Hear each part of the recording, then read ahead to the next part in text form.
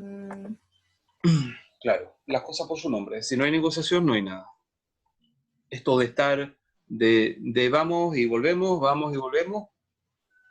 a todos nos es difícil esta situación y a los profesores más que a ustedes, te lo aseguro. no, sí, eso se entiende, pero igual hubo como, no sé si hubiese sido más fácil que nos mandara ayer nomás el correo y listo y que quedáramos que fuese a las 9 como era en un No, es que hoy principio. día tuvimos la última conversación con coordinación. Ya está. Particularmente la coordinadora me ha pedido de forma especial que si hay algún reclamo específico se lo hagan llegar a ella. Si hay algo que no se puede entender conmigo. Está Ya bien. está, chicas. Les informo que nuestro semestre se acaba el 20 de agosto. Por lo tanto, la última nota queda puesta el día 17 de agosto. Ya está. Vamos a tener 2 sesiones de 40 minutos cada una. 40 minutos, un descanso breve de 5 minutos y los 40 minutos después. El calendario va a ser el siguiente. Hoy día vamos a hacer repaso de neuronas, vamos a hacer repaso de impulso nervioso y vamos a ver el programa de neuropsia. La próxima semana vamos a ver anatomía del sistema nervioso. La siguiente Profe, semana, ¿perdón? sí, hola, ¿le podría pedir un favor? Por último, ¿nos podría dar permiso para grabar nosotros la clase? Yo la voy a grabar. La siguiente semana vamos a ver funciones ejecutivas. La siguiente semana vamos a ver trastornos del lenguaje. Y en la última semana que nos queda, vamos a ver un pequeño repaso sobre neuropsia. Probablemente neuropsia y trastorno del lenguaje va a ser una misma clase. Vamos a tener 2 solemnes. Una solemne 1 y una 2, y luego el promedio de las 2 va a ser la solemne 3. ¿Ya? Supongo que esa dinámica ya la conoce con otros colegas. Es la dinámica que nos han pedido desde la escuela, digamos, de educación diferencial. Bien, entonces, continuamos. ¿Están viendo la pantalla? Sí. Perfecto. Entonces nosotros vimos en la primera clase, por eso esta clase va a ser rápida porque es a modo de repaso. Habíamos visto en la pantalla los procesos asociados a los componentes celulares del sistema nervioso y habíamos partido, ¿verdad?, con células gliales. Entonces, las células gliales, fíjense ustedes, se organizan todas a partir de una estructura denominada neuroblasto. Entonces, los neuroblastos son las células embrionarias de estas que dan origen a estas células gliales. Pero también los neuroblastos dan origen a un conjunto de células denominadas neuronas. ¿Cuál es la diferencia entre las células gliales y las neuronas? La fundamental diferencia, chicos, es que las células gliales se encargan de producir soporte nutricional y estructural al sistema nervioso, y las neuronas se encargan de conducir impulsos nerviosos. En una tabla tomada de Nature, encontramos que todo el sistema nervioso surge a partir de una estructura denominada epitelio neural. Este epitelio neural, entonces, da origen, como hemos visto, a un linaje, que es el linaje de las neuronas, un segundo linaje, que es el linaje de las células gliales en general, astrocitos, oligodendrocitos y células satélites, y de Schwann también, y un tercer linaje muy curioso, que da origen a un conjunto de células pequeñas que están ubicadas tapizando el interior del sistema nervioso, que se denominan células ependimarias. Las células gliales, apaguen sus micrófonos, por favor, chicos. Las células gliales, entonces, se subdividen en astrocitos, oligodendrocitos, células de la microglia, células ependimarias y células de Schwann.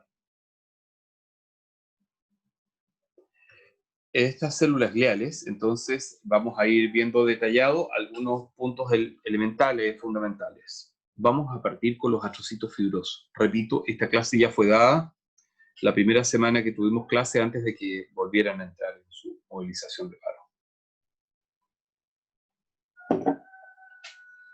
Los astrocitos fibrosos son unas células gliales muy especiales, porque como pueden ver en la microfotografía, estas células gliales se interponen entre el tejido sanguíneo y el resto del tejido nervioso. Entonces, estas no son neuronas, son células gliales. Entonces, en un esquema simplificado, en una caricatura, se observa cómo va un vaso sanguíneo llevando sangre y cómo entonces estas células gliales están adosadas al vaso sanguíneo mediante un sistema llamado pedículos. Entonces, ¿cuál es la idea? La idea es que cuando el vaso sanguíneo lleva sustancias a través del sistema, estas sustancias cruzan a través de las células gliales y estas células gliales las dejan salir al espacio interneuronal, al tejido nervioso. Entonces, nosotros decimos que los astrocitos fibrosos son proyecciones largas y no ramificadas. Decimos también que estos astrocitos se relacionan con dos estructuras esenciales, con una estructura que ustedes ya van a ver en anatomía del sistema nervioso, que se llama pía madre, y con el resto de los vasos sanguíneos, es decir, con el sistema vascular del cerebro. Otra cosa bien interesante es que estas células gliales, denominadas astrocitos, se encuentran todas separadas de ella por una lámina basal. ¿Qué es la lámina basal? La lámina basal es una estructura que está ubicada entre la propia célula glial y el vaso sanguíneo. Entonces la lámina basal es un sistema micro perforado de proteínas que constituye una barrera entre el astrocito y el propio vaso sanguíneo. Por otra parte, los astrocitos se ha dicho que se consideran reguladores iónicos, glutamatérgicos y GABAérgicos. Otra cosa, ¿qué significa esto en la práctica? Significa que estos astrocitos regulan la cantidad de iones, es decir, particularmente de sodio, potasio y cloruros, cloruro con carga negativa, potasio con carga positiva y sodio con carga positiva, y regulan también fundamentalmente una secuencia de neurotransmisor que es glutamato y GABA, ¿ya? Estos neurotransmisores glutamato y GABA siempre están intercambiándose unos con otros. El glutamato se transforma en GABA y GABA en glutamato. De modo que de esta manera, entonces, estas estructuras lo que hacen es provocar una modificación entre ambos neurotransmisores. Otra cosa interesante, fíjense, es que estos astrocitos descargan continuamente glucosa a partir del glucógeno. O sea que de alguna manera estos astrocitos funcionan como si estuviesen regulando los niveles internos de glucosa del sistema. Esto es bien interesante porque lleva a los astrocitos fibrosos, particularmente, a ser verdaderos modificadores de los mecanismos de regulación del medio interno del cerebro.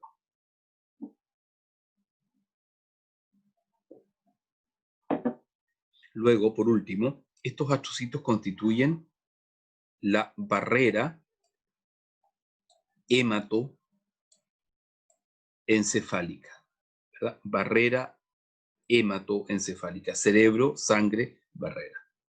Las llamadas BBB. Perfecto.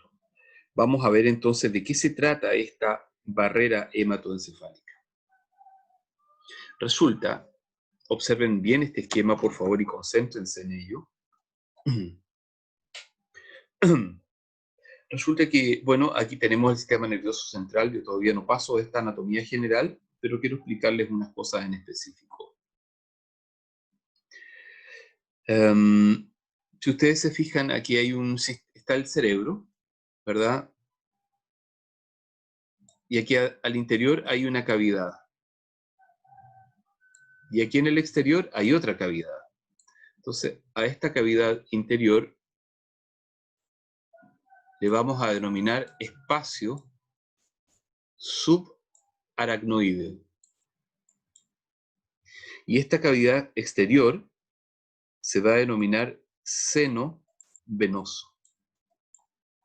Entonces, esto no está mostrado en el esquema, pero en el cerebro hay dos arterias que ingresan al cerebro por la zona anterior y dos arterias que ingresan al cerebro por la zona posterior. Las arterias que ingresan al cerebro por la zona anterior se llaman arterias carótidas internas y las arterias que ingresan al cerebro por la zona posterior se llaman arterias vertebrales. Entonces fíjense que estas arterias, carótida interna y arterias vertebrales, ingresan al sistema nervioso central y perfunden todo el sistema nervioso central. ¿Qué significa la palabra perfundir? Significa que inundan de sangre a través de los vasos sanguíneos el sistema nervioso central. Luego, entonces, este cerebro, si ustedes se fijan, está verdaderamente flotando en una cavidad. Es decir, está verdaderamente flotando en el espacio subaracnoideo. Entonces, la pregunta es obvia, ¿qué hay dentro de ese espacio subaracnoideo? Dentro de este espacio subaracnoideo circula una sustancia llamada líquido cefalorraquídeo. O también, otro nombre que tiene, fluido cerebroespinal. Ya está. Entonces, fíjense ustedes que este líquido cefalorraquídeo o fluido cerebroespinal circula en el interior y permite que el cerebro desarrolle una especie de flotación dentro de esta estructura. Entonces, la pregunta es, esta flotación que hace el cerebro dentro de la estructura, ¿cómo la logra? Bueno, la logra porque este cerebro está tapizado, está forrado, si ustedes quieren, está cubierto por una estructura que se llama meninges. Entonces, esto que está aquí, esto que ven ustedes, son las meninges. Y cubren todo el sistema nervioso central. Perfecto. Luego, cuando la sangre ingresa al sistema nervioso central, no todas las sustancias que viajan en la sangre pueden efectivamente entrar al cerebro. Por ejemplo, un individuo que consume una droga, como cocaína o como alcohol, rápidamente la cocaína y el alcohol sí ingresan al cerebro. ¿Y por qué ingresan? Ingresan porque cuando la cocaína o el alcohol o la marihuana son consumidas, estas drogas fácilmente pueden cruzar esta barrera. Por esa razón se llaman drogas. Si no, no actuarían sobre el cerebro y no tendrían efecto. O sea que si tú inhalas, por ejemplo, en vez de cocaína, talco para pies, ha habido bastantes idiotas que lo han hecho, entre paréntesis. El talco para pies no produce, no te drogas con talco para pies, ¿no? Porque el talco para pies no ingresa al cerebro. Entonces, de esta manera, la cocaína, el alcohol, la marihuana y otras drogas cruzan fácilmente a través de este astrocito y este astrocito libera la sustancia en el tejido nervioso. Muy bien. Ahora, si ustedes se fijan, continuando con este esquema, aquí hay unas flechitas blancas en todas partes que están indicando una dirección. ¿De qué se trata esto? Pues bien, cuando esta arteria llega al cerebro, llega a una región muy específica, que es esta región que está en rojito aquí. Estas regiones se llaman plexos coroideos. Entonces, ¿qué son los plexos coroideos? Los plexos coroideos, en una visión neuroanatómica con un cerebro humano, aquí lo que estoy haciendo es con una agujita, ¿verdad?, tocando el plexo coroidio de una porción del cerebro, más o menos en la región central, arriba del tálamo y debajo del cuerpo calloso. Entonces, esas cosas como telitas que ustedes ven ahí son los plexos coroideos. Estos plexos coroideos, vistos al microscopio óptico, se observan como unas capas de células, así, bien importantes, y en el interior de la capa de célula hay un vaso sanguíneo. Esto es un corte transversal, ¿no? Entonces, la sangre que está circulando por este vaso sanguíneo tiene que ser filtrada a través del plexo coroideo para llegar a esta cavidad. Bueno, vuelvo a la anterior. Esta es la cavidad en cuestión. Entonces, todo lo que está en esta cavidad y que yo estoy marcando en puntitos son sustancias que se han filtrado desde el plexo coroideo. Estas sustancias que se han filtrado desde el plexo empiezan a moverse dentro de esta cavidad y se mueven, cuando se producen aquí, particularmente, a través de este tubo que se llama acueducto cerebral central o acueducto de Silvio.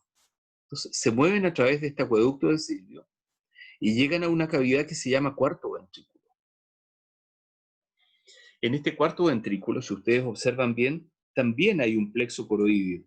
Entonces, ¿cuál es la diferencia? Que el primero se llama plexo coroideo de los ventrículos laterales y el segundo se llama plexo coroideo del cuarto ventrículo. Este plexo coroideo también produce en las flechas negras, también produce líquido cefalorraquídeo. Entonces se junta con este líquido cefalorraquídeo que proviene del tercer ventrículo y entonces desaparecen por dos agujeros importantes. Un agujero está aquí arriba y se llama agujero de Luschka, que es ese, y otro agujero que está aquí abajo, que se llama agujero de Magendie, ese. Entonces, las flechas blancas indican cómo este líquido cefalorraquídeo que se acaba de fabricar en los dos ventrículos laterales, en los dos ventrículos, el tercer ventrículo y el cuarto ventrículo, empiezan a circular por el interior de esta cavidad, que habíamos dicho que su nombre era espacio subaracnoideo. Entonces, el espacio subaracnoideo está bañando completamente la médula espinal. Por lo tanto, la médula espinal también está forrada por las meninges. De esta manera, entonces, la médula espinal está bañada, por decirlo de alguna manera estúpida, por este líquido cefalorraquídeo, pero también esta estructura que está aquí atrás, esta estructura que está en la fosa posterior, se denomina cerebelo. Muy bien. Entonces, una vez que esta sustancia se filtra por el espacio subaracnoideo, llega a un conjunto de estructuras denominadas granulaciones aracnoideas, que son esas estructuras que están aquí. Entonces, esas estructuras, estudiantes, filtran el líquido del espacio subaracnoideo hacia esta región que está en azul, que es el seno venoso. Entonces, el seno venoso devuelve todas las sustancias de vuelta hacia la sangre. Entonces, si el sujeto, por ejemplo, consumió cocaína, alcohol, marihuana, o qué sé yo, se olió un tarro de neopreno, o se fue a la ferretería y se compró una botella de tolueno, y empezó a aspirar estas porquerías, entonces estas sustancias llegaron a la sangre, cruzaron el líquido, el espacio donde está la producción del plexo coroideo, se llenaron, estos líquidos cefalorraquídeos se llenaron de las drogas, bañaron todo el cerebro y a su vez bañaron el tejido cerebral en el interior. Cuando un sujeto bebe alcohol, aproximadamente en 10 segundos hay concentraciones importantes de alcohol dentro de su cerebro. Entonces, repasemos. Los astrocitos fibrosos son estas células que permiten formar una especie de aduana entre las sustancias que viajan por la sangre y lo que se va a repartir dentro del sistema nervioso, del tejido nervioso. A esta aduana se le denomina barrera hematoencefálica. Esta barrera hematoencefálica están constituidas por el tejido específico, ¿verdad?, que constituye los plexos coroideos, desde donde la sangre va a entrar, va a ser filtrada y el resultado de la filtración de esta sangre es la que va a bañar el interior del sistema nervioso central. Entonces, como siempre les explico, el sistema nervioso central está protegido por esta barrera. Pero las drogas, todas, pueden cruzar fácilmente la barrera y por lo tanto pueden inundar fácilmente el tejido nervioso. Luego, por último, aquí tenemos un esquema del Atlas de Histología que muestra a un vaso sanguíneo en un corte coronal, y entonces el vaso sanguíneo contiene sangre. No es una estupidez decirlo porque a veces los vasos sanguíneos prácticamente no contienen sangre debido a la contracción propia del sistema muscular liso. Entonces, este vaso sanguíneo contiene sangre. Entonces, esta sangre que está al interior del vaso se filtra hacia la región donde se está produciendo el líquido cefalorraquídeo. De modo, fíjense ustedes que podríamos decir que el plexo coroideo es un verdadero productor de líquido cefalorraquídeo. Si tuviéramos que definir, por tanto, ¿qué es el líquido cefalorraquídeo? Diríamos que es un ultrafiltrado sanguíneo. ¿Ya está? ¿Hay alguna pregunta?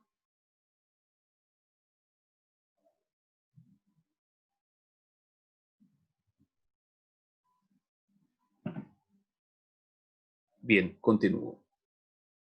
Entonces, en otro esquema, vemos el capilar.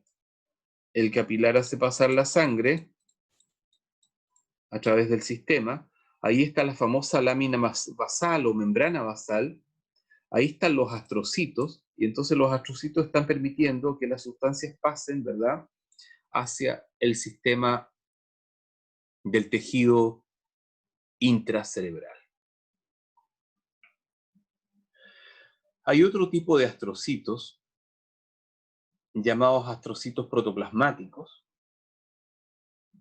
y estos astrocitos protoplasmáticos lo que hacen, en el fondo, es que se asocian también a la membrana del cerebro. Y esa membrana del cerebro se llama pía madre.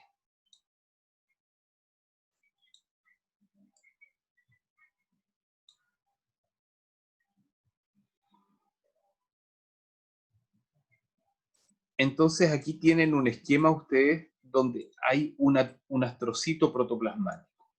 ¿Ya?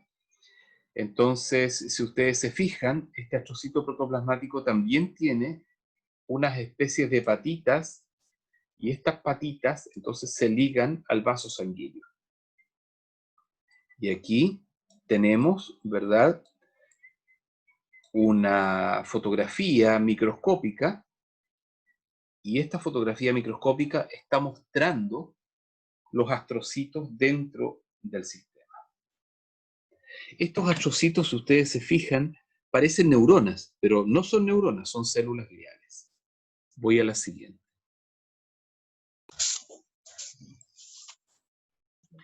En esta diapositiva se aparecen un grupo de estructuras llamadas oligodendrocitos.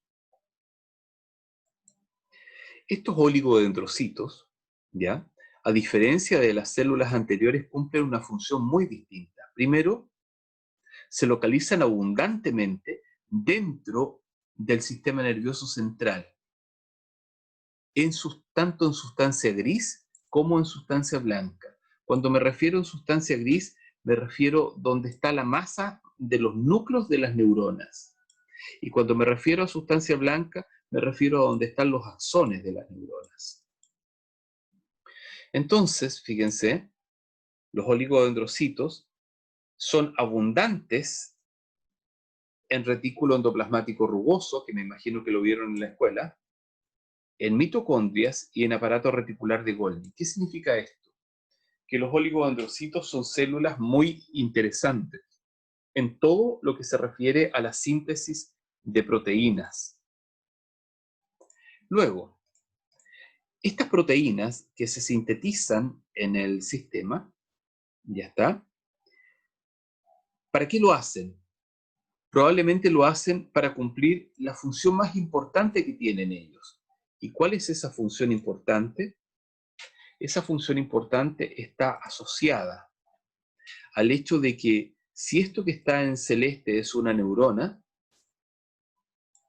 los oligodendrocitos lo que hacen es abrazar a las neuronas y formar estas estructuras aquí como aislantes. Entonces, si ustedes se fijan, estos oligodendrocitos van aislando el axón de la neurona, y al ir aislando el axón, en el fondo van permitiendo que ocurra una función muy curiosa en el sistema, que es que cuando esta neurona dispara un impulso nervioso, este impulso nervioso cuando llega a la porción del axón hace un cambio eléctrico y se salta hacia la otra porción donde está desnudo el axón, que es en este pedacito. Por ejemplo, aquí la neurona iba con su pulso nervioso aquí, en este punto, se salta hasta esta porción desnuda, y luego vuelve a saltarse hasta la otra porción desnuda, etc. Estas porciones desnudas se llaman nodos de Rambier, y a ese fenómeno se le denomina conducción saltatoria. Entonces, de esta manera, nosotros podríamos decir, las neuronas que contienen oligodendrocitos conducen el impulso nervioso más rápido que aquellas neuronas que no lo presentan. En el sistema nervioso periférico, chicos, no existen los oligodendrocitos como los conocemos en el sistema nervioso central. Existen unas células similares que se denominan células de Schwann. ¿De qué se tratan estas células de Schwann? Estas células de Schwann se tratan de células muy similares a los oligodendrocitos, pero que se ubican en el sistema nervioso periférico. Entonces lo que hacen aquí, fíjense, esta es una neurona motora del sistema nervioso periférico. Entonces esta neurona motora va a conducir un impulso nervioso a lo largo de la neurona. Para ello, entonces, particularmente en este esquema, vemos que esta neurona contiene células de Schwann. Cada una de estas banditas que está aquí es una célula de Schwann. Si ampliamos el esquema, vemos que lo que hace la célula de Schwann es estar envolviendo completamente tramos de la neurona, pero siempre dejando estos sitios vacíos o desnudos de célula de Schwann, a los cuales se les denomina vaina de mielina. Entonces, cuando esta célula conduce el impulso nervioso, iba conduciendo el impulso aquí, pero luego cuando llega a esta porción, pega un saltito. Y así va saltando, de modo que la conducción se hace mucho más rápida. Porque si tuviera que hacerlo a lo largo de toda la membrana, probablemente el tiempo que demoraría en hacer el proceso sería mucho más lento. En este esquema que vemos en la parte inferior, vemos un axón, y este axón está envuelto completamente por una célula de Schwann. Entonces lo que hace este axón, envuelto por la célula de Schwann, es estar completamente aislado de la conducción del impulso nervioso. Entonces, ¿por qué se ven todas estas vueltas aquí? Porque en el fondo la célula de Schwann, si ustedes se fijan en este esquema, Es como tomar una hoja de papel y envolver un lápiz. Entonces, aquí está el núcleo de la célula, y aquí está el resto del citoplasma de la célula y su membrana.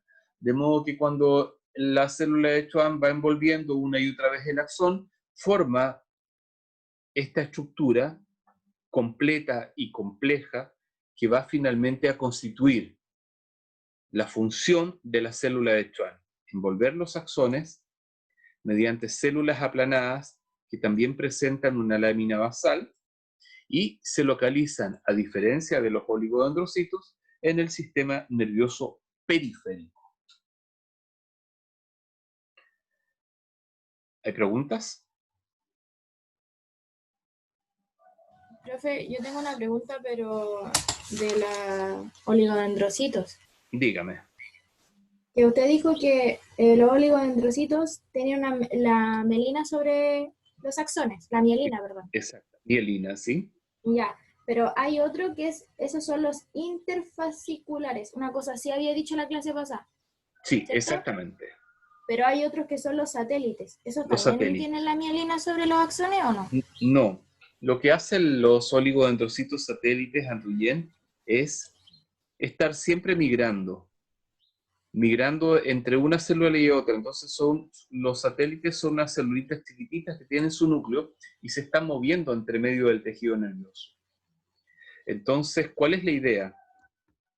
La idea es que, por ejemplo, si aquí va un satélite y el satélite de alguna manera, por señales químicas, se da cuenta que es necesario envolver una nueva neurona que apareció por aquí atrás, por ejemplo, ponte tú, y que no estaba considerada, entonces ese satélite va hasta allá y envuelve la neurona y empieza a formar ahí, entonces, un sitio donde se produce aislamiento y vaina de mielina. Lo que debes entender, Antoyen, es que todos los días hay nuevas neuronas dentro del sistema nervioso central y todos los días también se mueren neuronas. Vamos destruyendo muchas neuronas a diario y cada vez que consumimos alguna droga, muchas más, por miles. Por ejemplo, por cada borrachera mueren cientos de miles de neuronas. Entonces, como vamos produciendo diariamente algunas neuronas, claro que no son más de 1700 al día, algunas de estas neuronas tratan de ir a reparar esos sitios donde murieron las anteriores, pero muchas veces no lo logran. Pero si logran hacer algún tipo de reparación, entonces esa reparación después tiene que ser cubierta por estos oligodendrocitos, y estos oligodendrocitos satélites son los que van a poder viajar hacia ese punto. ¿Sí? ¿Me explico? Sí, Perfecto, gracias. muy bien, muy bien. Las otras células que están dentro del sistema nervioso central se denominan células de la microglia. Entonces, estas células de la microglia son unas células muy curiosas. Primero, porque son las únicas células que no se originan dentro del sistema nervioso central ni a partir de estas células neuroblásticas, sino que se originan a partir de células embrionarias ubicadas en la médula ósea. Entonces, las microglias son un tipo de células gliales, ¿verdad? Macrófagos residentes en el cerebro y la médula espinal, y allí actúan como la primera línea de defensa en una forma activa del sistema inmunitario para el sistema nervioso central. O sea, dicho de otra manera, la microglia son un ejército de células cuya función es atacar alguna célula dañada y romperla, porque las células dañadas en el cerebro se rompen, normalmente no se reparan. Atacar una posible infección, por ejemplo, un niño chico que tiene una sinusitis purulenta y que nunca llevaron al médico, un día en la mañana convulsiona y cuando lo llevan al médico se dan cuenta que ha hecho una meningitis debido al mal cuidado de los padres. Y entonces estas células bacterianas migraron a través, por ejemplo, de la lámina cribosa en el techo del cráneo hacia el sistema nervioso central, y entonces ahí los macrófagos, si bien digo los macrófagos, que son parte de toda esta estructura de las células de la microglia, van a tratar de destruir esta bacteria. Desgraciadamente, estas células de la microglia, a pesar de que funcionan con una inteligencia especial, una inteligencia celular, no son tan hábiles y cometen muchos errores. Y dentro de esos errores es que comienzan a producir inflamación. Y esa inflamación muchas veces resulta más dañina que la propia enfermedad. Es por esa razón, ¿verdad?, que entonces estas células de la microglia se encuentran dentro del sistema nervioso central como un mecanismo defensivo esencial. Y por último, tenemos estas células ependimarias que ya se las había mostrado en este esquema.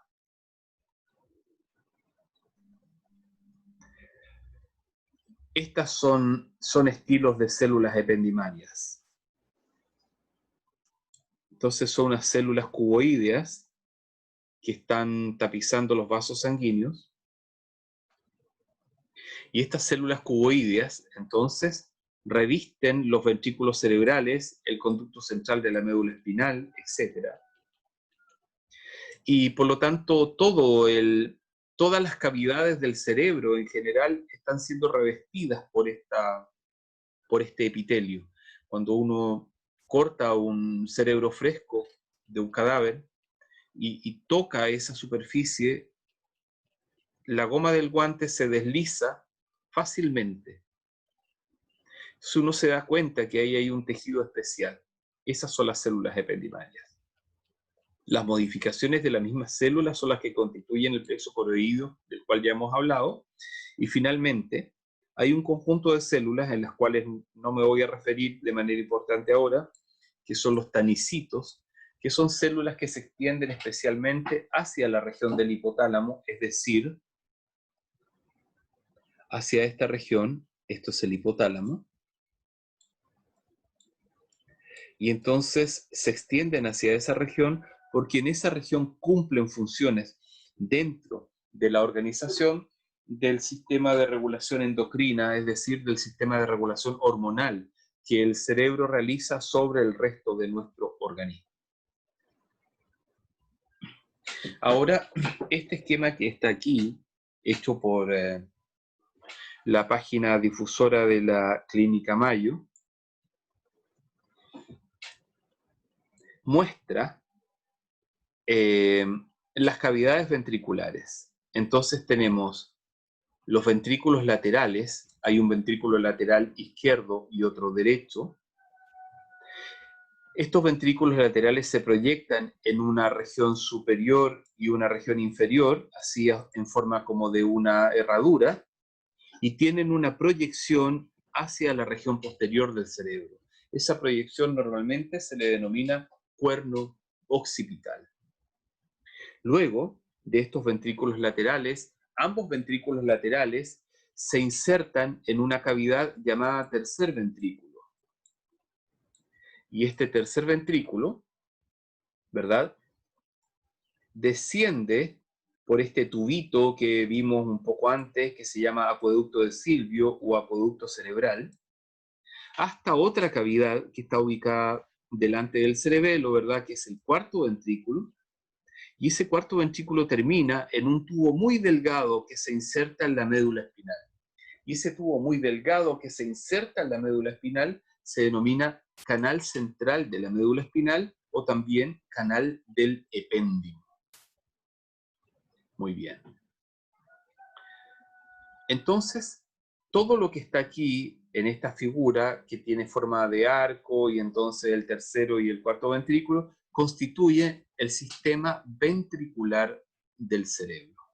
Este sistema ventricular, por supuesto, trabaja en concordancia con esta estructura que habíamos visto al principio, que es esta estructura que está en el interior, por debajo de la meninge, que es el espacio subaracnoideo. Y entonces que está mencionado aquí en este esquema como en celeste. ¿Hay preguntas?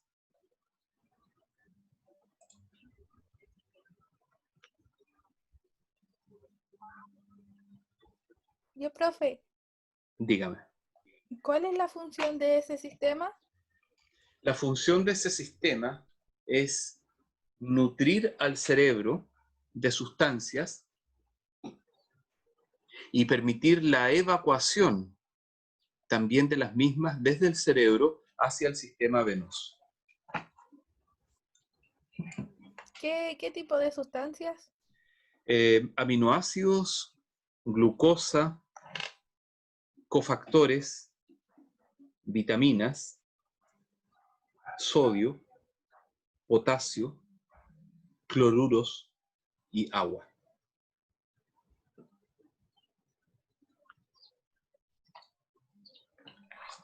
Bien.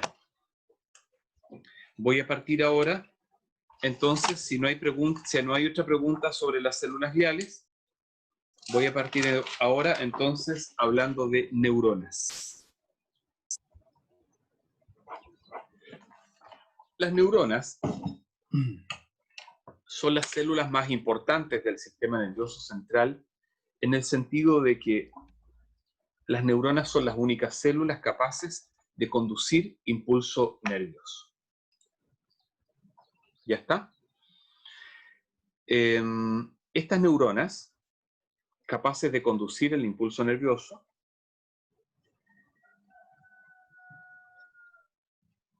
se encuentran en una cantidad aproximada dentro del cerebro de 86 por 10 elevado a 9 células. ¿Se entiende el número?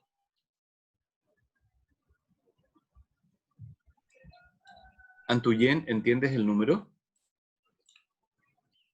¿Ah? ¿Entiendes el número? Sí. ¿Cómo se puede leer de otra forma? A ver, son 1, 2, 3, 4, 5, 6, 7, 8, 9.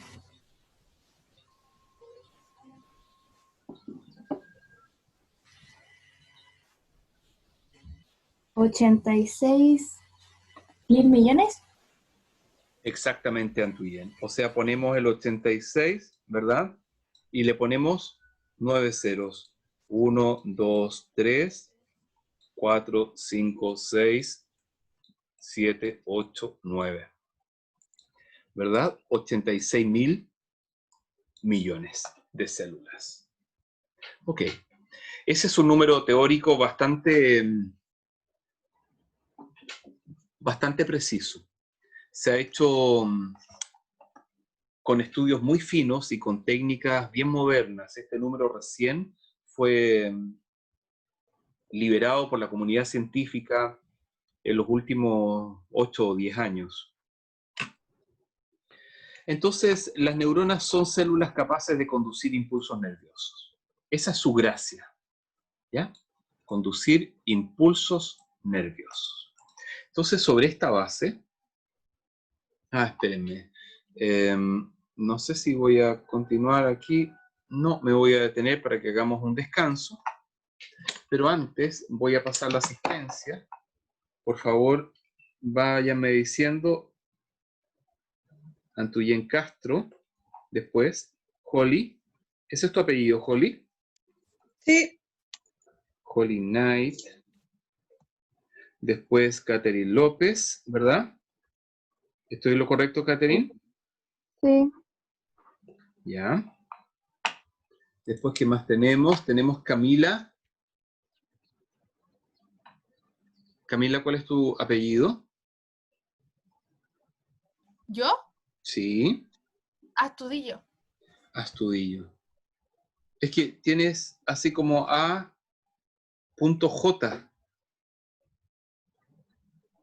Es que no sé por qué lo tengo así. Ya, Es trata de Astudillo. corregirlo después, Camila, por favor. Ya. Después, Xiu Ling Riquelme, ¿sí? Xiu Ling, ¿estamos en lo correcto?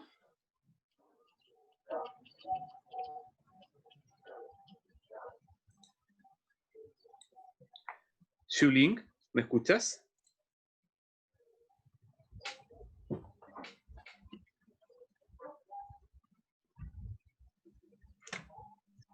Bueno, suponemos que sí. Después Javiera Pérez, ¿sí? ¿Esto es lo correcto, Javiera? Sí, profe. Sí. Muy bien. Y después Fernanda Quiroga. Luego Profe, Amanda... es Hola. Fernanda Quirós. Hola, profe. Quirós. Ah, Sí. Quirós. Ya, perfecto. Después Amanda Medina. Después Krishna Chocano, ¿verdad? Sí, profe. Muy bien. Después Magdalena Vega. Después Ángelo Cárdenas. Sí, profe, Ángelo. Ángelo. Ah, perfecto. Ángelo. Después más Valentina. Después Catalina Ampuero. Ustedes ya saben que Valentina es nuestra ayudante, ¿verdad? La niña de tercer año, ¿cierto? Sí. Sí, con ella Perfecto. nos estábamos comunicando para entrar a la clase. Perfecto. Después Catalina Ampuero, entonces, ¿estás por ahí, Catalina?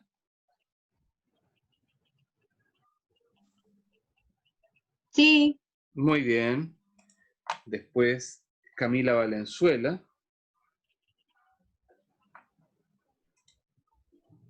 Luego Diane Fleming. Sí, profe, acá estoy. Muy bien. Paula Pérez. Acá, profe. Muy bien. Krishna Campos. Acá, profe. Muy bien. Camila Escobar. Aquí, profe. Muy bien. Danay Morales.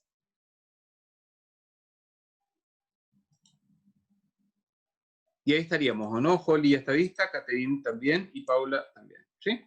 Ok. Profesor, falté yo. ¿Quién? ¿Quién eres tú? Profe, falté yo igual. ¿Quiénes son, chicos? Mónica Guisalaga.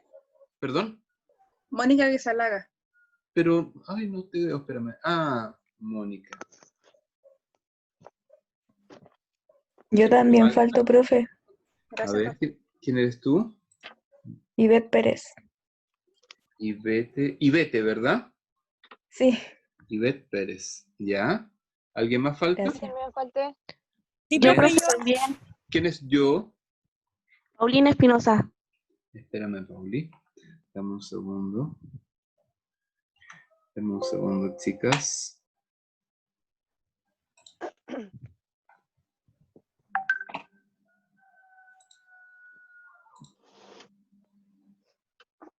Paulina Espinosa. ¿Ya? Después. Montserrat ¿Alguien? Hernández. ¿Perdón? Montserrat Hernández.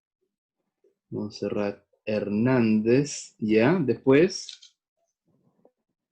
Paula Cortés, profesor. Ah, ¿verdad? Pensé que te había contado ya. Paula Cortés, ¿ya? Y ahí estaríamos. Yo, profe.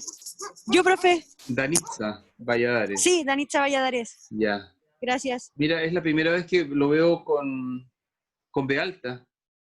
Sí, soy una de las pocas. Sí, sí, la mayoría de las veces era con V. La gran mayoría es con V, sí. Con V, sí. Valentina, quiero preguntarte Gracias. algo. ¿Estás por ahí? Sí, dígame. Ya. Valentina, ¿hay algo que quieras decirle a las chicas aquí, digamos, directamente, mientras estamos en este chat de conjunto? Ay, ¿cómo qué? No sé, algo en particular, o alguna instrucción, o algo sobre lo que tú pretendes, quizás, en el curso como ayudante. No, decirles que, bueno, la finalidad de esto es agilizar un poco los procesos, ya que como la mayoría sabe, usted, profe, trabaja en 3 universidades y maneja más de una carrera en cada universidad, entonces la idea es poder facilitarle ciertos procesos como hacerles llegar el link, organizar ciertas clases. Si es que algunas tienen dudas, me pueden preguntar, etcétera. Al final es como agilizar ciertos procesos para que todo fluya más fluido. Exacto, exacto, Valentina. Y te lo agradezco muchísimo. Valentina ha sido una de las mejores estudiantes de su promoción y se maneja bastante los contenidos también. y además tiene bastantes funciones ejecutivas despiertas, por lo tanto, siempre hace grandes coordinaciones en todos los trabajos que emprende. Así que yo confío al 100% en ella, chicas. Y por lo tanto, digamos, cuando se tenga que tomar una decisión, ustedes pueden conversarlo con ella y es como que la estuvieran conversando conmigo, ¿me entienden? Yo me comunico con ella y de esa manera hacemos mucho más fluido el sistema tal como lo plantea ella. Nos vamos a descanso, chicas, 5 minutos, 10 minutos. Prepárense un agua y volvemos. ¿Mm? Profe, ¿Sí? nombro a la Darinka Álvarez. La acabo de anotar, Darinka Álvarez. Ah, ya, gracias. Ya. Profe, ¿nos reconectamos al mismo link? Perdón, en el mismo link siempre, toda la vida Ok. va a ser el mismo link. Gracias. Listo, nos vemos. Pongo tiempo en el puntero.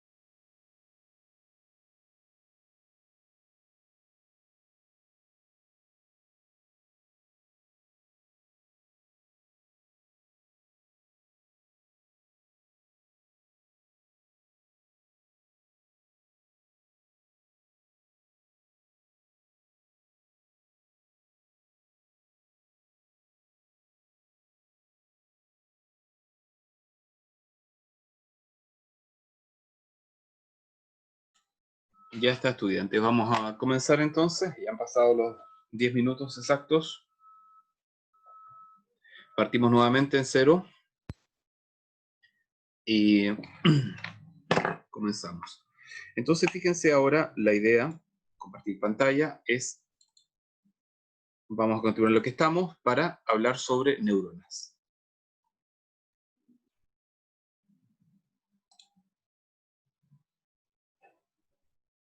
¿Estamos ok ahí? ¿Se ve esa pantalla, chicas? Sí, profe. Muy bien, gracias. Ya está, vamos. Entonces, fíjense, habíamos dicho que las neuronas eran células muy especiales cuya función era conducir el impulso nervioso y que había 86.000 millones de neuronas, redondeando, dentro de nuestro sistema nervioso. Pues bien. Entonces, fíjense ustedes, esto representa, ¿verdad?, los potenciales de acción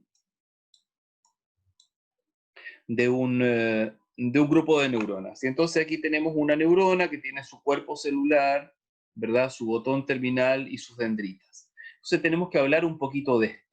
¿Cuál es la anatomía de una neurona? La anatomía clásica de una neurona, chicas, es la siguiente. Voy a dibujar la típica neurona que se dibuja en todos los libros de texto, que es una neurona motora de médula espinal.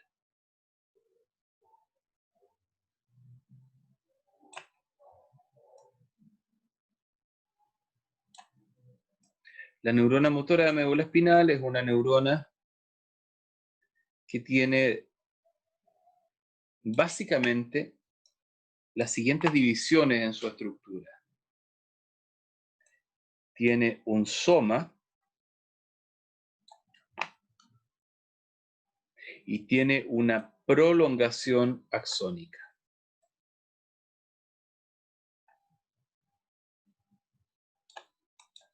Prolongación axónica. ¿Ya? Entonces, fíjense, chicas, un soma y una prolongación axónica, y entonces este soma, a su vez, tiene unas ramificaciones chiquititas que se llaman dendritas. Dendritas.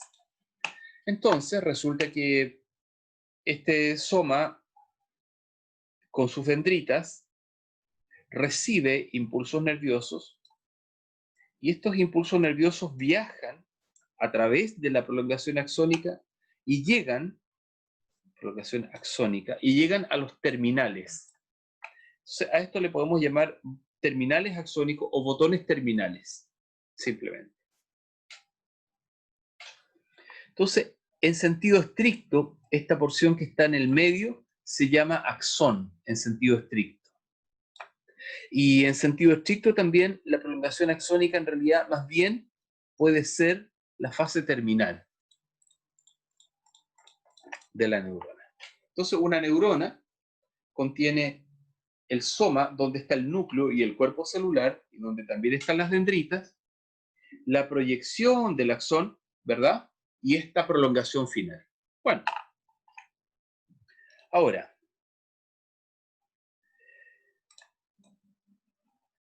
esto significa que todas las neuronas, ¿verdad?, tienen formas especiales y constituyen circuitos especiales. Un segundo.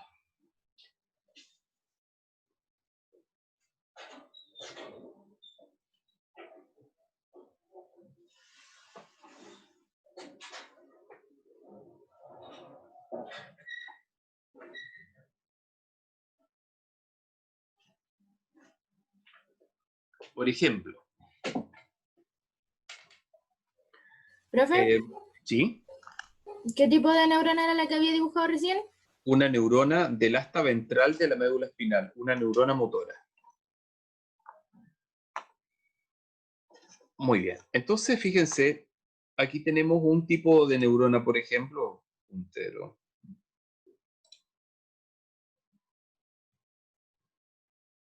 Acá otra.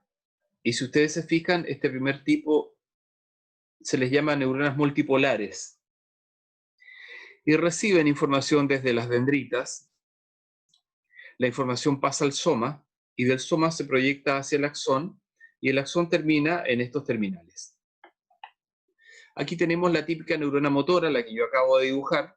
Entonces aquí tenemos las dendritas, ¿verdad? Aquí tenemos el cuerpo celular, todo esto es el cuerpo celular, incluyendo citoplasma y núcleo. El axón y las terminales axónicas, que en este caso están, según este esquema, asociadas a un músculo. Es interesante, estudiantes, que ustedes se den cuenta que en este caso, esta neurona y esta neurona tienen de diferente que esta neurona está completamente desnuda en su axón, en cambio esta neurona en su axón tiene vaina de mielina producida por las células de Schwann.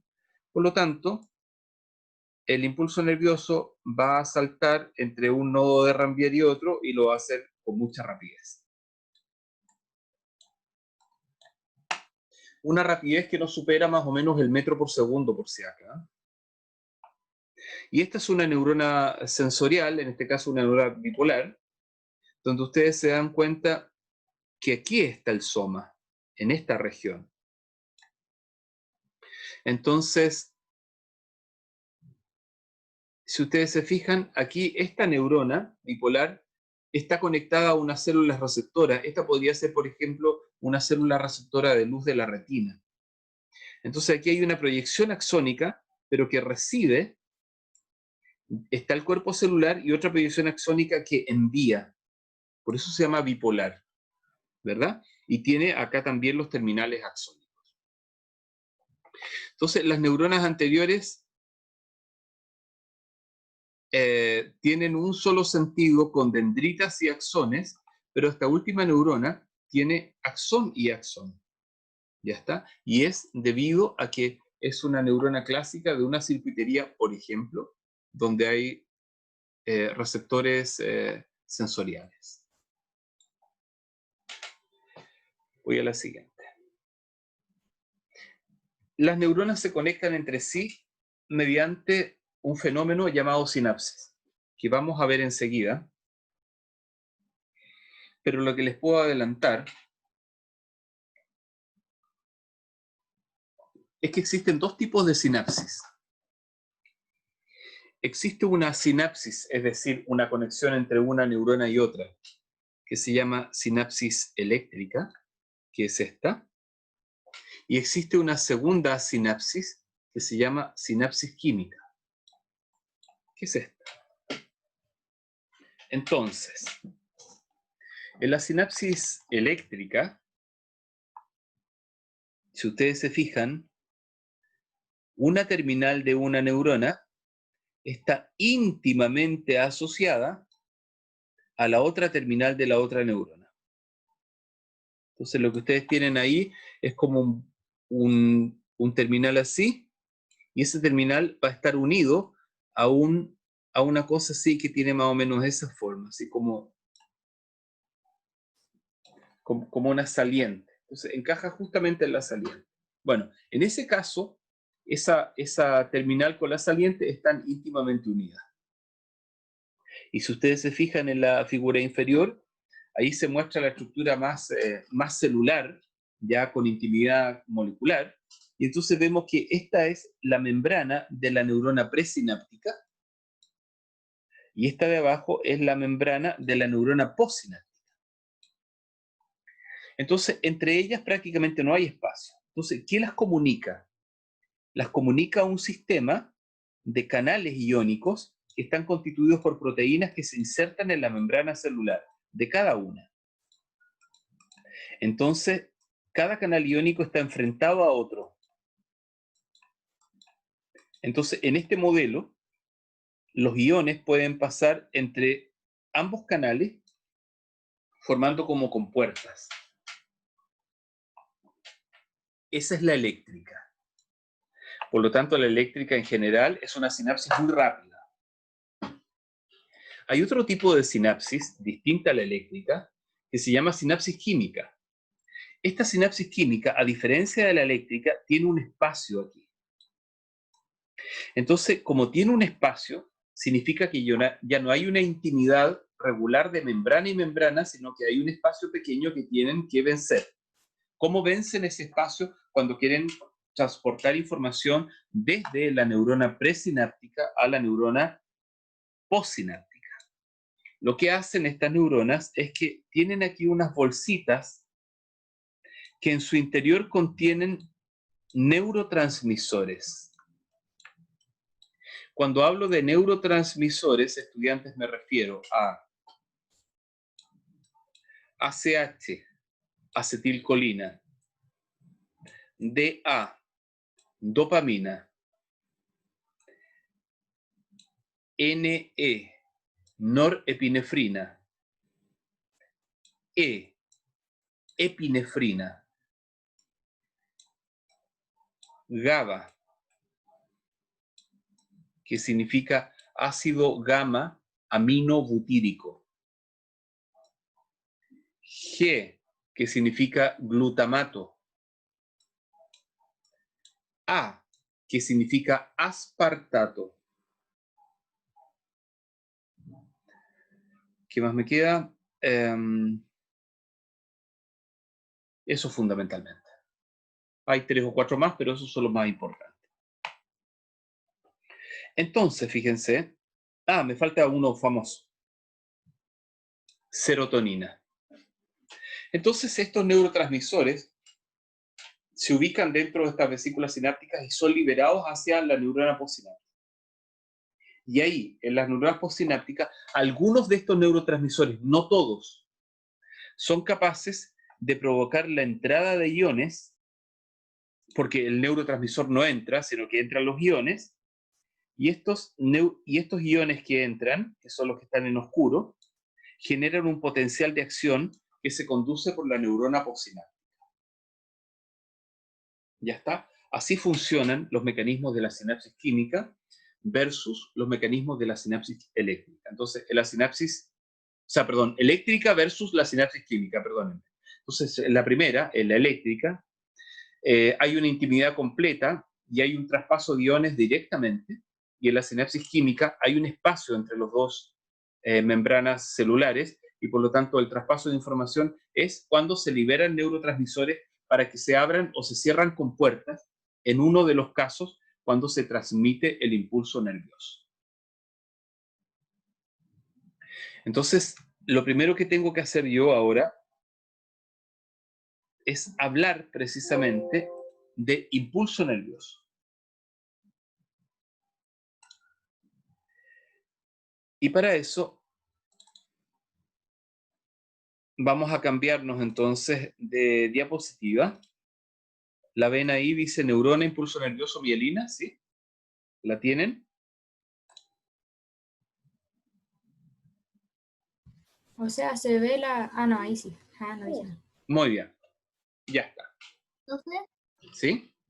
tengo una pregunta. Uh-huh.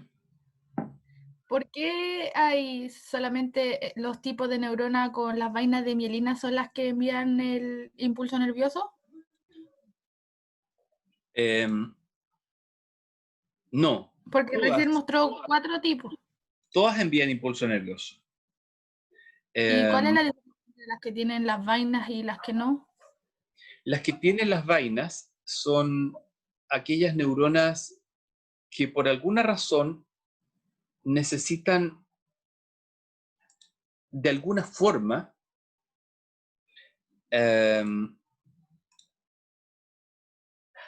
desarrollar, fíjate, algún sistema más rápido de transmisión. Me explico. Por ejemplo, nosotros tenemos un grupo de neuronas que se llaman neuronas motoras.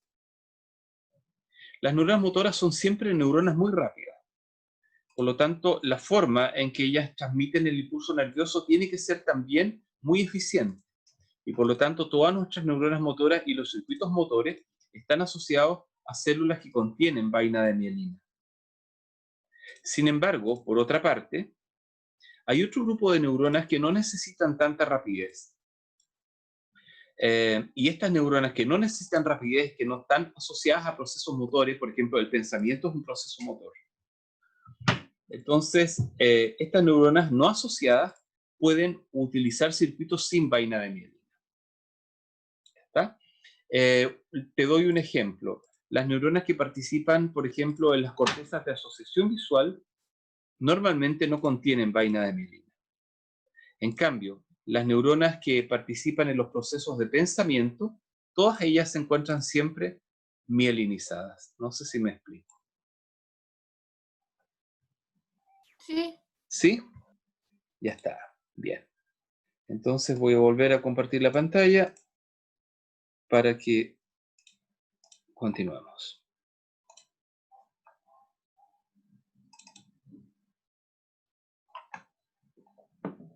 Ok, entonces, espérenme que se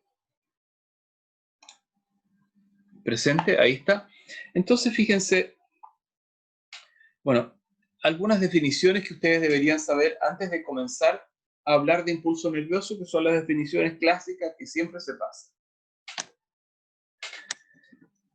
Primero, cuando uno habla, por ejemplo, de sodio, de potasio, cloruro, no hablen de cloro, por favor, hablen de cloruro. El sodio, no estamos hablando del metal sodio, estamos hablando del ion sodio. Cuando hablamos de potasio, no hablamos del metal potasio, hablamos del ion potasio. Cuando hablamos de cloro, no hablamos del cloro, hablamos del ion cloruro. Entonces, no nos referimos a los elementos químicos, nos referimos al elemento químico el cual ha ganado o ha perdido un electrón. Y esos son los iones, partículas con carga eléctrica. Entonces, cualquier elemento químico que tiene cargas positivas o negativas es considerada un ion. Y esas son las partículas que se mueven hacia adentro y hacia afuera de la membrana. Segundo concepto importante, canal iónico. El canal iónico es una proteína de membrana que se encuentra entre el medio externo y el medio interno de una célula. Por ejemplo, si esta es la neurona, entonces aquí tengo un canal iónico. Y el canal iónico permite que, por ejemplo, el ion sodio ingrese a la neurona. Entonces, canal iónico es una proteína de membrana, a veces específica, otras veces no tan específica, que deja entrar más de un ion y transporta iones y otras moléculas pequeñas a través de la membrana por difusión pasiva o facilitada. Es decir, sin uso directo de energía. Polaridad. Resulta que las neuronas, estudiantes, tienen polaridad eléctrica. Por ejemplo, una neurona en reposo tiene cargas positivas afuera y negativas en el interior.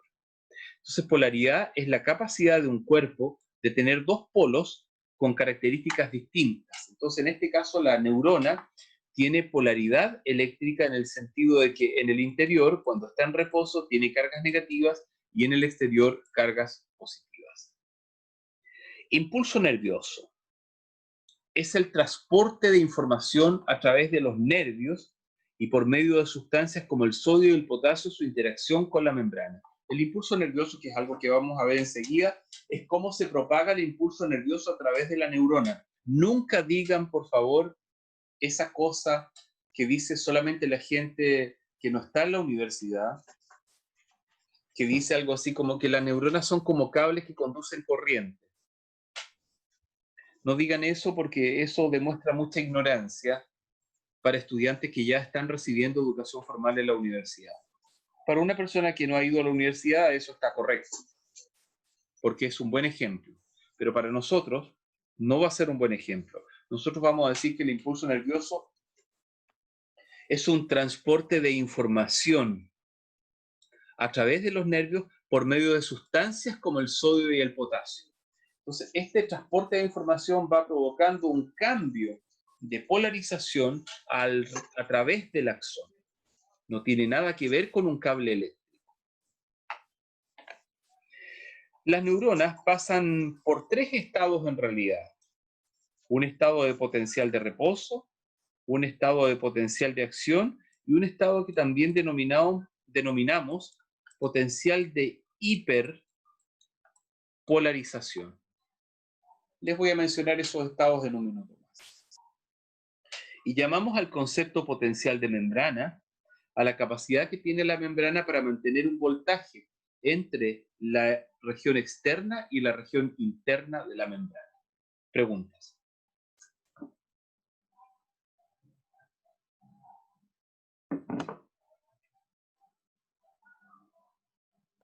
Profe, ¿de qué membrana se habla ahí?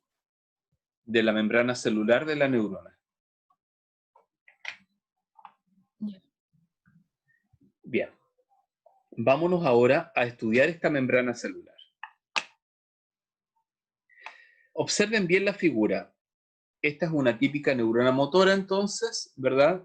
Una neurona motora que está ubicada esquemáticamente con sus dendritas puestas aquí, ¿verdad?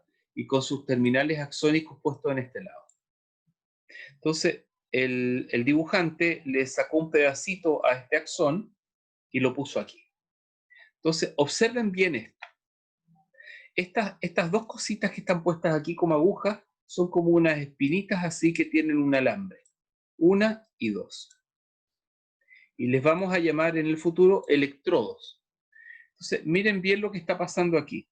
Estos dos electrodos están conectados a la membrana externa de la célula. Si nosotros queremos saber si hay corriente eléctrica en la membrana externa de la célula, nos damos cuenta que la corriente en la membrana externa es 0. No hay potencial de acción. Y no hay potencial de acción porque la membrana externa de la célula tiene puras cargas positivas o puras cargas negativas, no sé. No hay potencial de acción si están las mismas cargas. Pero si nosotros ponemos un electrodo afuera de la célula y el otro electrodo adentro de la célula y medimos el voltaje, nos vamos a dar cuenta que aquí sí hay potencial de acción.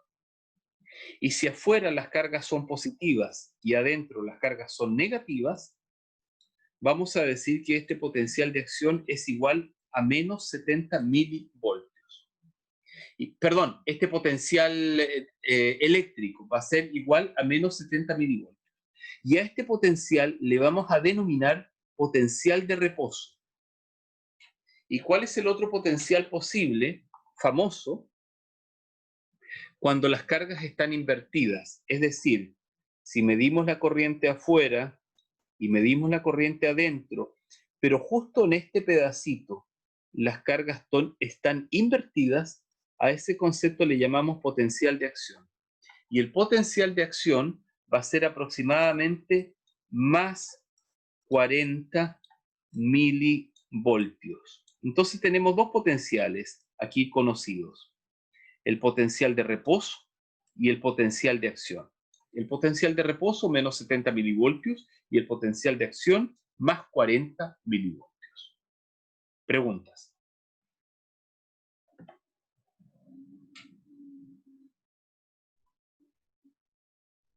Profe, no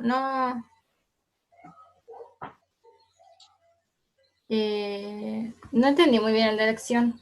O sea, el de reposo afuera está positivo y adentro negativo. Exacto. ¿Y el de acción? ¿Cuáles son las cargas que tiene? Afuera está negativo, ¿te fijas? ¿Te fijas que es una rayita? Ah, verdad. Y adentro está positivo. Ah, ya. Afuera está negativo y adentro positivo. Entonces, ¿qué está pasando ahí? Justo en ese pedacito donde está la flecha. Está pasando un impulso nervioso. O sea que el impulso nervioso es cuando se invierten las cargas, justo. Y ese proceso de inversión de cargas es el que va andando. Entonces, no es que haya el tránsito de electrones como en un cable eléctrico. Por eso, una neurona no puede ser considerada un cable eléctrico. ¿Ya? Entonces, profe, cuando va pasando el impulso nervioso, ¿la neurona cambia su polaridad? Claro, exactamente. Ya. Perfecto. Ahora, ¿cómo se explica esto? Esto se explica de una manera bastante simple. Aquí tenemos la neurona que está en reposo, a menos 70 milivoltios, reposando. Esta neurona que está en reposo que tiene menos 70 milivoltios, de pronto empieza a entrar sodio desde la membrana. O sea que aquí estaba esta situación, ¿verdad? La teníamos ahí. Entonces pónganse ustedes que ahí había carga positiva y adentro cargas, o sea, perdón, afuera cargas positivas y adentro cargas negativas. Entonces esta neurona estaba en reposo, pero de pronto alguien molesta a la neurona por alguna razón y esta carga positiva comienza a entrar. Y como comienza a entrar, adentro comienza a quedar positivo y afuera comienza a quedar negativo. Y eso sigue pasando. Entonces aquí toda la neurona estaba en reposo, hacia acá, porque nadie la había molestado hasta ahora. Entonces había puras cargas positivas, qué sé yo, ¿verdad? Y en el interior cargas negativas. Pero cuando va pasando el impulso nervioso, entonces de repente esta carga positiva que estaba aquí afuera pasa hacia el interior. Y entonces esta positiva que estaba aquí afuera pasa hacia el interior. Y entonces afuera automáticamente queda negativo. Entonces nosotros decimos en el fondo, aquí está ocurriendo el impulso nervioso, en esta área, donde está ocurriendo el cambio. Entonces el impulso nervioso ocurre porque está entrando el ion sodio, ¿ya está? Pero resulta que después de un tiempo pasa algo bien curioso. Después que el ion sodio entra, como afuera queda negativo, aquí adentro tenemos sodio y potasio. Y aquí afuera también tenemos sodio y potasio. Pero tengo que contarles una historia. Cuando la neurona está en reposo, afuera hay más sodio y adentro hay más potasio. Por lo tanto, si afuera hay más sodio, adentro hay menos sodio. Por lo tanto, si adentro hay más potasio, afuera hay menos potasio. Eso es cuando está en reposo. Pero cuando está ocurriendo el potencial de acción, como empieza a entrar el sodio, adentro hay más sodio. Entonces, como adentro hay más sodio, eso no lo soporta el potasio. Y entonces el potasio empieza a salir. Y cuando el potasio empieza a salir, empieza a dejar de nuevo cargas positivas afuera, porque el potasio es positivo. Entonces, como empieza a salir y empieza a dejar más cargas positivas afuera, se va trasladando esta perturbación del axón. Y esto va prolongándose a lo largo de la neurona. Y eso va provocando lo que nosotros denominamos potencial de acción. O sea, resumiendo, el potencial de acción es un proceso en el cual la neurona estaba en menos 70 milivoltios. Empezó a entrar el sodio progresivamente. Entonces, al entrar el sodio, provocó el potencial de acción, pero después de entrar el sodio, como afuera quedó negativo y adentro positivo, empieza a salir el potasio. Y eso hace que la curva del potencial de acción que iba subiendo y llega a un tope, a un pic, comience a descender hasta provocar nuevamente el potencial de reposo. ¿Me entienden? Así se maneja el proceso de impulso nervioso en la neurona. Preguntas.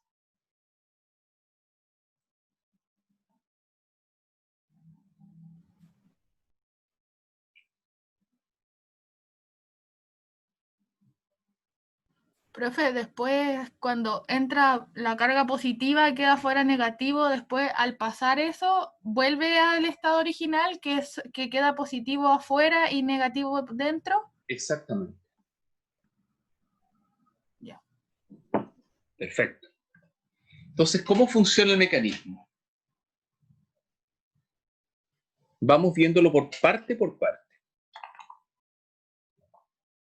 Primero, este es un canal de sodio. La neurona estaba en reposo, esta es la membrana, no es el axón. El axón está aquí, así, digamos, el tubo hacia abajo, o sea, pónganse ustedes esto así, ¿ya? Todo eso es el axón. Esto es solamente la membrana. Entonces, la membrana tiene inserto el canal de sodio. Entonces, cuando afuera está positivo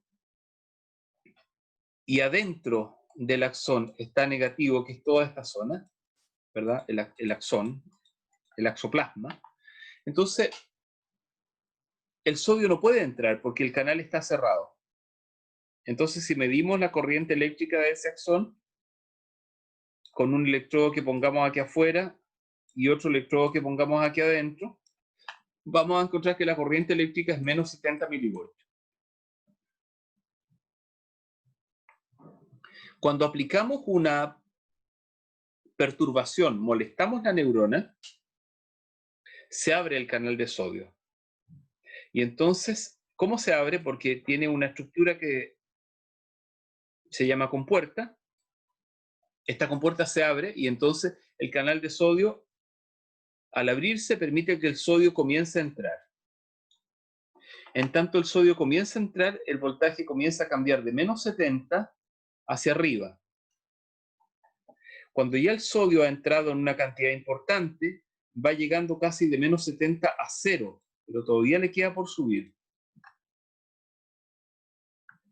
Cuando ha entrado suficiente sodio, llega a más 30 o más 40 aproximadamente. Y entonces en ese momento en que llega a más 40, esta pelotita que estaba aquí abajo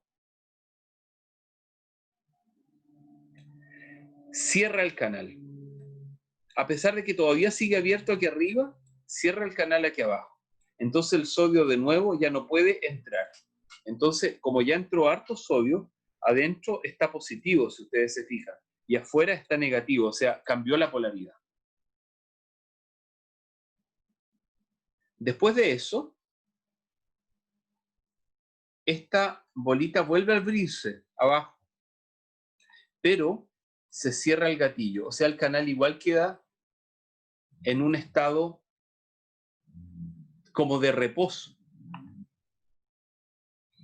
Pero durante ese intertanto, comienza a fugarse el potasio en forma muy abundante. Y como el potasio tiene carga positiva, entonces empieza a dejar positivo el ambiente externo. Y el ambiente interno vuelve a quedar negativo, aun cuando no lograron sacar el sodio. Entonces, por eso la curva que estaba aquí arriba, en más 30, comienza a bajar hasta llegar a los menos 70.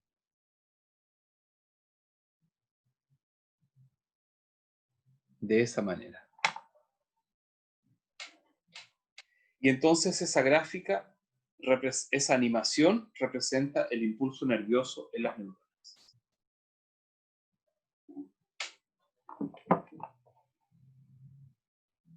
Preguntas.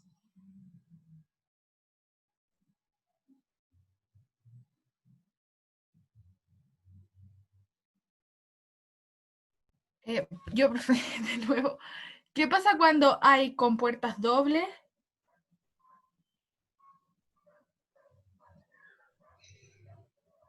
Es una pregunta que nadie va a entender si la haces así. Hazla para tus compañeras.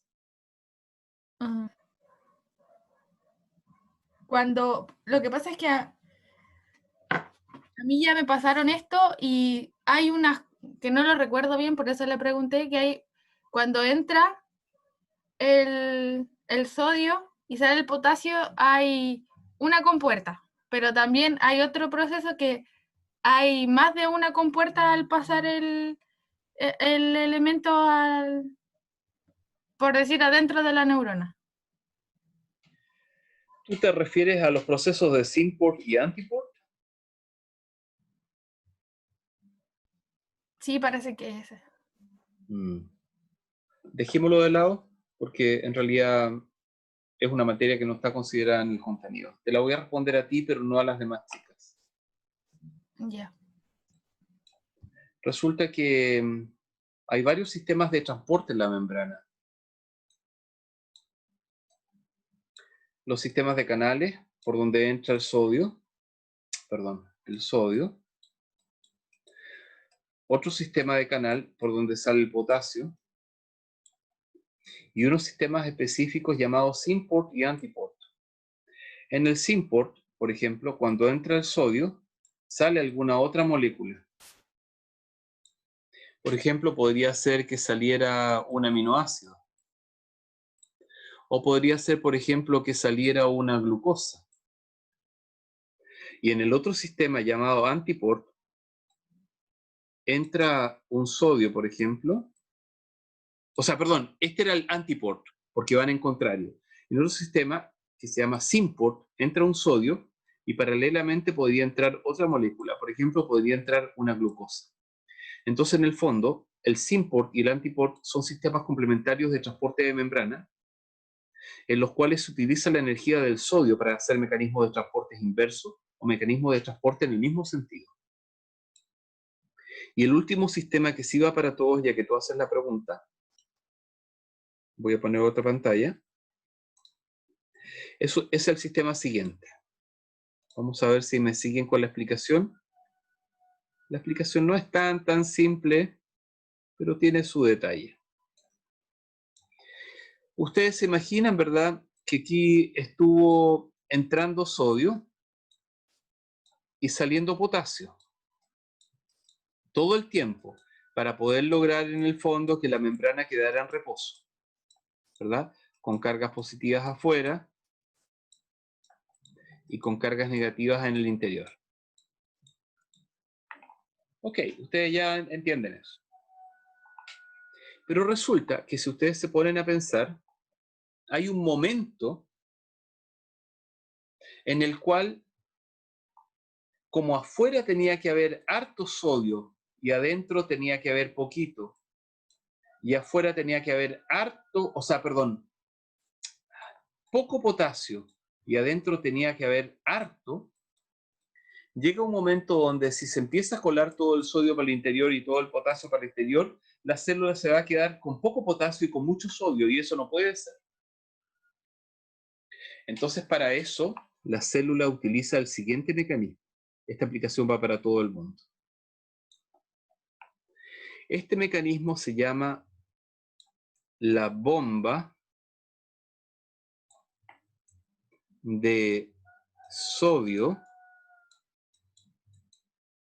potasio, coma, potasio es con signito aquí, ATPasa. ¿Qué es la bomba de sodio, potasio, ATPasa, estudiantes? Es un sistema de bombeo que necesita gastar adenosín trifosfato para formar un desecho llamado ADP. Un desecho que tiene que volver a cargarse en el futuro para formar ATP.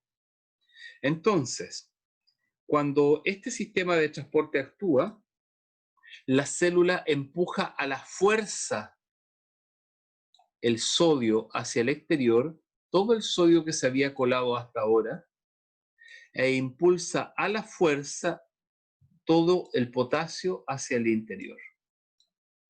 De modo que de esta manera la célula restablece los potenciales alterados en general debido a esta constante fuga de sodio hacia el interior y fuga de potasio hacia el exterior a propósito del impulso nervioso.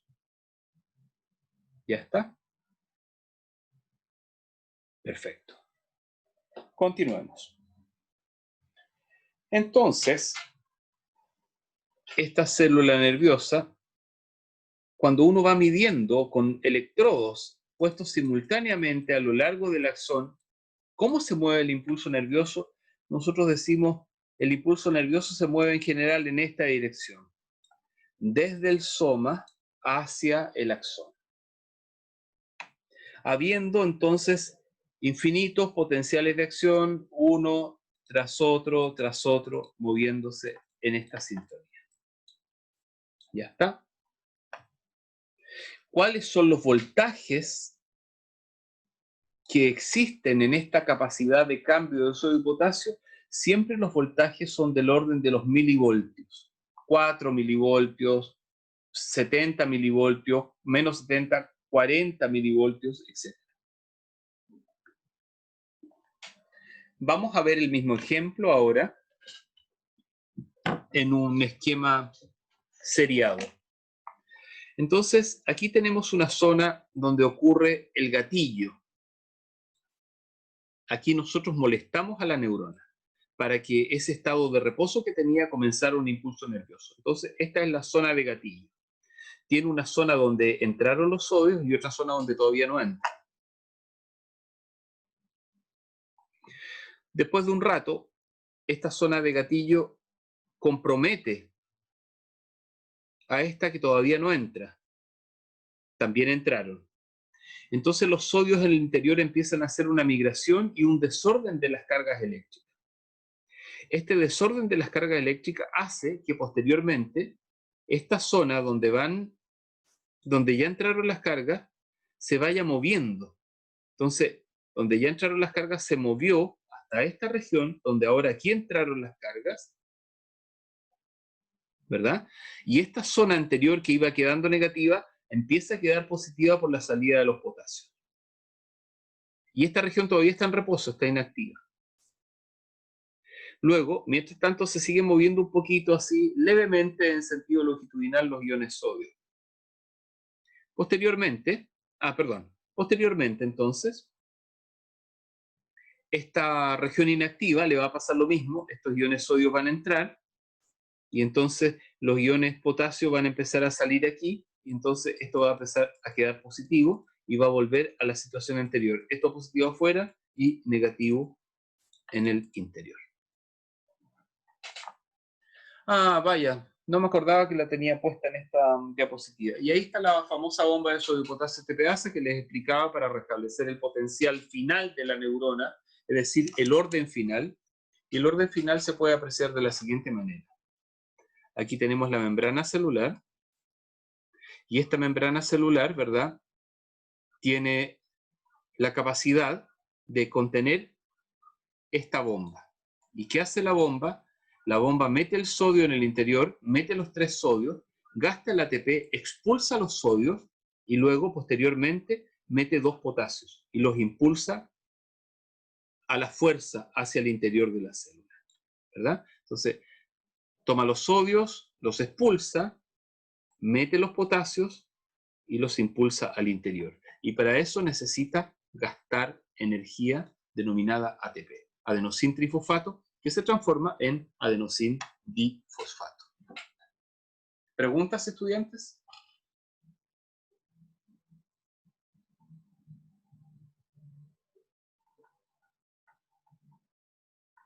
Bien, chicas,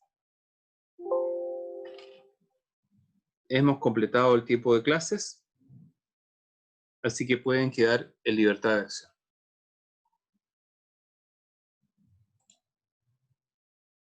Que tengan buen resto del día, chicas. Les haré llegar el programa de las evaluaciones y les voy a hacer llegar particularmente un paper que van a tener que revisar y van a desarrollar un mapa conceptual. Ese mapa conceptual va a ser la primera nota de las 2 notas de la primera solemne. Dígame. Le quería hacer una pregunta. ¿Usted no le molesta si alguno de nosotros se conecta a la clase de la sección 2 como para repasar cosas? ¿O le molesta? Mira, preferiría que mantuviéramos las aguas separadas siempre. Es más disciplinado así. Porque además eso va a significar que quizás se alteren las listas y eso va a provocar un desorden. Yo casi que preferiría que no ocurriera.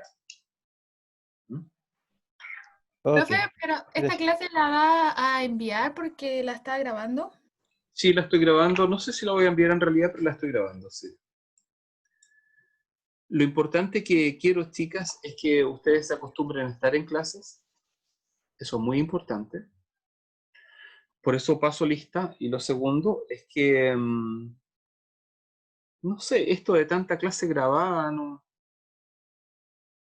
me anda tanto, fíjate, ¿eh? Ya está. Bueno, tengo que dejarles porque ya se ha cumplido el tiempo. Dígame. ¿No puede dar algún libro como de apoyo? Les voy a enviar apuntes específicos para estudiar. Ok, muchas gracias. Bien, que tengan buen día, chicas. Igual, profe, que sí. Bien, gracias, profesor. Hasta luego.